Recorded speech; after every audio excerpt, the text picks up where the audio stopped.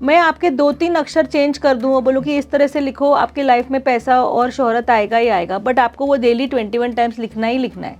अच्छा, hand writing से भी आप अपना नसीब बदल सकते हो। ये आपने स्कूल के बच्चों के लिए बहुत अच्छी बात बताई है। इसी को शुरुआत करते हैं, बिकॉज स्कूल कॉलेज के बहुत सारे स्टूडेंट्स हैं। हैंड राइटिंग से नसीब कैसे बदला जा सकता है? हैंड राइटिंग में अगर आप देखेंगे, जब मैं किसी भी बच्चे का एनालिसिस करती हूँ तो वो लोग बोलेंगे हमें नेम फेम पैसा चाहिए। Right. तो सबसे पहले मैं उनका सिग्नेचर बदलती हूँ, उस सिग्नेचर को मैं एक फ्रीक्वेंसी पे लाके देती हूँ। सेकेंडली मैं ये भी बताती हूँ कि कुछ ऐसे हमारे ना अल्फ़ाबेट्स में ऐसे अल्फ़ाबेट होते हैं जिससे हमारा सेल्फ एस्टीम बढ़ता है, तो आपके लाइफ में अपॉर्चुनिटीज आना, एक सिंपल हैंड राइटिंग चेंज से भी आपको ये फर्क पड़ सकता है।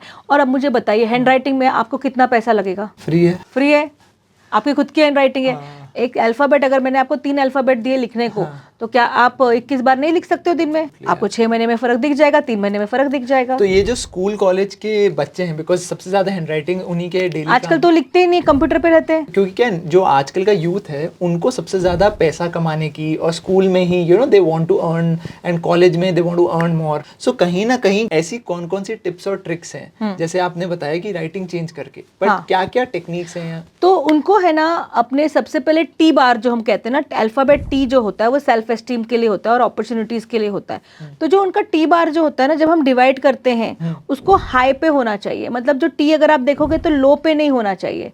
अगर जिस व्यक्ति का आपने टी देख लिया जो लो पे है, सपोज आपने 1 to 10 में डिवाइड कर दिया और उस व्यक्ति का टी बार यहाँ है, तो उस इंसान के दिमाग में अपने अगेंस्ट नेगेटिव थिंकिंग, मैं छोटा हूँ, सब मुझसे बड़े हैं, मैं तो लाइफ में कुछ नहीं कर सकता हूँ, मैं करना चाहता हूँ तो भी अपॉर्चुनिटीज नहीं आती। आप जस्ट वो टी बार को यहाँ से यहाँ कर दीजिए। मतलब आप जो बोल रहे हैं कि टी जब लिखते हैं तो जब उसको काटते हैं तो काटने में कितना नीचे कोई काटता है, उसको टी बार को हाई काटना चाहिए।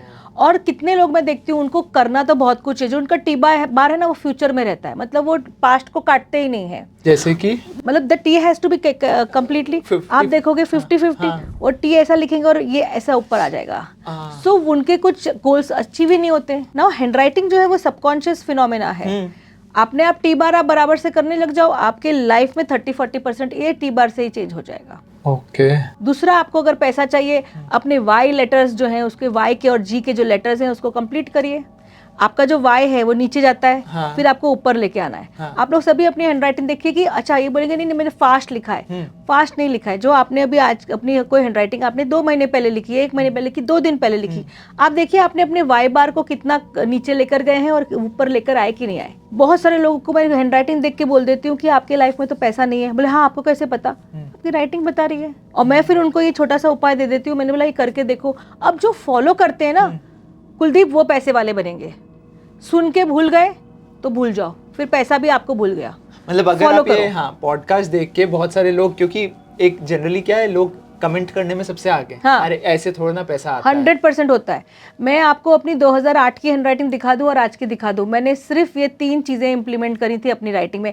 बट मैं आपको बता देती हूँ कि मैंने सिर्फ ये नहीं अपडेट, एब्सोल्युटली ये सिर्फ इतना करके मैंने अपनी लाइफ में चेंजेस नहीं लाए। मैंने वास्तु भी किया है, मैंने न्यूमरोलॉजी भी की, जैसे मैंने आपको सिखाया। मैं हर चीज का फायदा उठा के you can reach the top. Absolutely. जब नॉलेज मिल रहा है तो व्हाई नॉट अप्लाई एवरीथिंग। हाँ, अभी जैसे वाई है, आप वाई जो लिखते हो पूरा उसको कंप्लीट करके वाई को ऊपर लेके आओ। आप ये करिए, 3 महीना पैसा कैसे नहीं आएगा। ऐसी कुछ और रेमेडीज हैं जो बच्चों के लिए आप बता सकते हैं? हाँ, उनको हमेशा अपना एच जो है वो टी से बड़ा होना चाहिए। आप जब टी और एच लिखे ना तो आपको टी से स्लाइटली 1 mm आपका एच बड़ा होना चाहिए।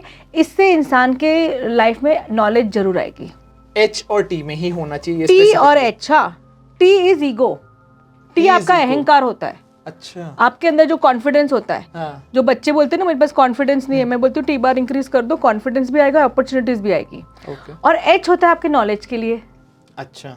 तो आपका हमेशा अहंकार, आपका ईगो आपकी नॉलेज से कम होना चाहिए, तभी आप बाहर से नॉलेज ग्रहण कर सकते हो। मैं कितने सारे बच्चों का देखती हूँ एच छोटा होता है, टी बड़ा होता है, तो मेरे को सब कुछ आता है। अब आपको सब कुछ आएगा तो नॉलेज नहीं आएगी। फिर जो नए बच्चे पैदा हो रहे हैं उनको कोशिश करनी चाहिए, अगर एच कहीं भी अगर एच डाले, वो इंसान बहुत ज्यादा इंटेलेक्चुअल और इंटेलिजेंट, सरस्वती माँ उसके यहाँ पे वास करेगी। एच डालो, अपने नाम में एच डालो, अगर डाल सकते हो तो। H is the alphabet for knowledge.